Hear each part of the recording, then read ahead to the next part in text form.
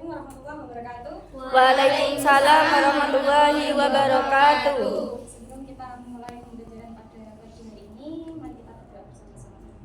Doa dimulai. Bismillahirrahmanirrahim. Bagaimana kabarnya semuanya? Baik, Bu. Baik ya. Ada yang berhalangan hadir hari ini? Ada. Oh, ada. Ada, Ibu. Banyak. Satu. Kenapa kira-kira ya? Izin. Bolos, Bu, bolos. Bolos, Bu. Nampak ketelasan. Semoga diberi semangat belajar lagi ya mereka. Iya. Udah selamat semuanya? Belum. Nanti kalau nggak fokus belajarnya berarti nggak seru ini nanti ya. Oke, sebelum Ibu mulai pembelajarannya, sebelumnya ada yang ingat pembelajaran kemarin kita membahas tentang apa? Kira-kira? Unsur. Betul. Unsur sendiri apa kemarin? Ada yang ingat? Iya. Unsur apa? Unsur adalah zat homogen yang tidak bisa diuraikan lagi. Diuraikan ya. Nah, kita udah tahu nih, zat homogen atau zat yang tidak bisa diuraikan namanya unsur. Kira-kira kalau nanti zat itu bisa diuraikan namanya apa ya? Senyawa. Sekali, senyawa. Jadi hari ini kita akan membahas lebih lanjut mengenai senyawa itu apa. Apa yang kita pelajari hari ini? Ya, ini ada pengertian senyawa, ciri senyawa, jenis senyawa, dan contoh penggunaan senyawa. Jadi tujuan pembelajarannya sendiri juga ya senyawa berkaitan ya. Mengenai kita nanti akan mengetahui tentang pengertian senyawa apa, ciri senyawa apa, jenis senyawa bagaimana saja. Habis itu contoh dan mampu menganalisis kegunaan senyawa di kehidupan sehari-hari itu seperti apa. Nah, sebelum itu lanjut mungkin dari yang udah disebutkan tadi. Tahu apa enggak pengertian senyawa sendiri itu apa? Tadi disebutkan tadi. Ya apa ya coba? Ya. Kok ngudung? Apa tadi senyawa adalah? Diuraikan. Sudah ya. Betul. Tapi lebih tepatnya senyawa sendiri adalah zat kimia yang terbentuk dari dua atau lebih unsur yang mereka itu digabungkan melalui reaksi kimia tertentu. Pemisahannya juga melalui reaksi kimia tertentu. Itu sudah mengenai pengertian senyawa, kita masuk ke ciri senyawa. Ciri senyawa sendiri ada banyak ya. Yang pertama yakni komposisinya selalu tetap. Contohnya apa? Kayak H2O atau air.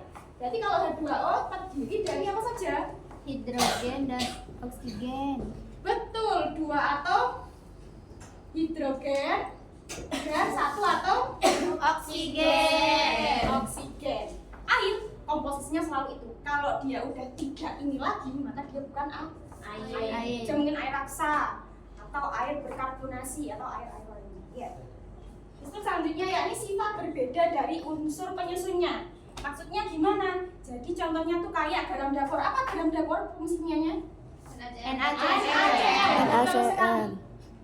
Nah, saat NaCl ini diurai ya menjadi senyawa sendiri-sendiri, dia kan terdiri dari natrium dan klorida. Natrium sendiri adalah logam reaktif dan klorida adalah zat beracun.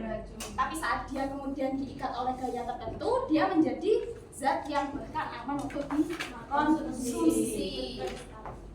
Itu selanjutnya yakni proses pembentukan senyawa terbentuk melalui reaksi kimia. Reaksi kimia apa saja? Ada kovalen ya. Itu ada ionik dan ada logam. Nah, senyawa apa? Pembentukan itu tadi, reaksi kimia tadi nantinya akan mengikat unsur-unsur penyusunnya. Selanjutnya kita membahas mengenai jenis senyawa. Ada yang tahu jenis senyawa ada berapa? Senyawa. Ada tiga. Betul. Ketiga, ya. Apa saja? Yang pertama ada senyawa ionik, yakni dia ini terdiri dari ion-ion. Ada ion positif, ada ion negatif. Ion positif apa namanya? Ada yang tahu? Ion positif, betul, kation ya. Dan ion negatif adalah anion. Nah, kemudian tadi kan melalui gaya elektrostatis, yakni seperti contoh natrium klorida atau garam dapur. Selanjutnya yakni ada senyawa kovalen, yakni terdiri dari atom-atom yang berbagi pasangan elektron melalui ikatan kovalen. Contohnya yakni air dan karbon dioksida. Yang terakhir yakni senyawa logam terdiri dari atom logam yang berbagi elektron secara bebas dalam struktur kisi logam. Contohnya ada tembaga Cu dan Besi. atau Fe ya. Selanjutnya yakni kita masuk ke contoh senyawa dan kegunaannya. Dari tadi yang disebutkan mungkin apa? Yang diingat contoh senyawa? Apa saja tadi? Contoh senyawa, garam, betul. Ada apa lagi tadi? Air. Apa lagi? Ya, ada besi, ada tembaga. Roda. Clorida. Oh, clorida. Ya, Bu. Oke, kita masuk ke pembahasan kegunaan mereka masing-masing di kehidupan sehari itu apa ya? Ada air yang pertama ya. Air sendiri kegunaannya untuk manusia banyak sekali ya. Apa saja contohnya? Minum. Cuci baju, Masak. masak. Selain manusia, kira-kira makhluk hidup lain apakah membutuhkan air? Iya. Betul sekali ya. Air ini termasuk senyawa paling penting. Selanjutnya ada karbon dioksida atau CO2. Kalau di kehidupan manusia tahu apa kegunaannya? Tidak ada Bu, dia racun gitu ya. Mungkin kepikirannya ya. Tapi memang secara kalau kita bisa menggunakan lebih tepat, yaitu juga sangat membantu kehidupan manusia. Kehidupan manusia seperti seperti gas pemadam kebakaran ya. Kalau kalian ingat kan api itu dia bisa padam saat dia kekurangan oksigen. Jadi gas pemadam kebakaran itu diisi sama CO2. Seperti itu. Ya. Oh. Yang terakhir yakni natrium klorida atau garam dapur. Kegunaannya apa? Masak. Itu asinan. Ada juga pengamen makanan. Contohnya pengamen makanan di depan. Ikan asin. Selain itu apa ya? Apa ya? Ikan asin ya. Kalau ikan udah diasinkan atau diawetkan biasanya bisa bertahan berbulan-bulan. Oke, sudah selesai pemaparan materi hari ini. Mungkin ada yang mau ditanyakan? Sudah paham semua. Berarti ibu guru yang mau mengetes apakah kalian benar-benar paham?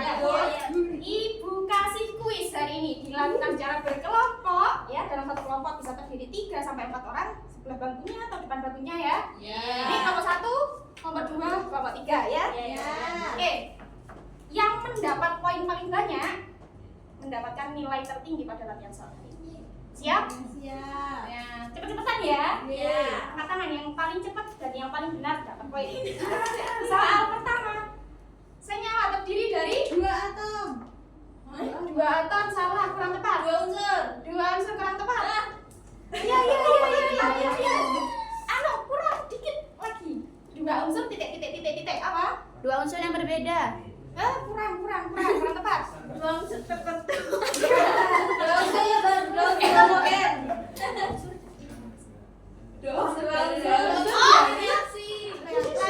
Reaksi kimia. Belakang 1, kelompok 2 ya. Selanjutnya ya ini gabungan 2 atau lebih unsur melalui reaksi kimia. Senyawa.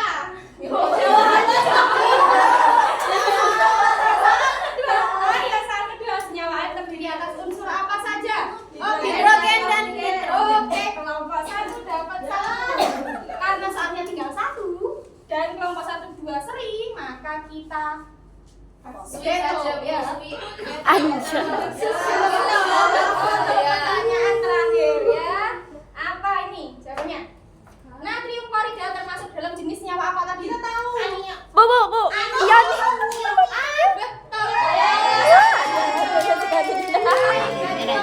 Dapat nilai tertinggi ya.